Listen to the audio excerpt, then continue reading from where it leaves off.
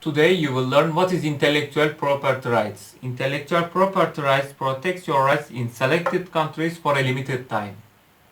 Intellectual property rights consist of 5 parts. The first one, trademark. Trademark also includes the geographic indications. Second one, patent. Third one, utility model, industrial design, and last one, integrated circuit topography. The trademark protects your name and logo until forever, but you must renew your rights every 10 years. Patents protects your products for 20 years. Utility model protects your products for 10 years.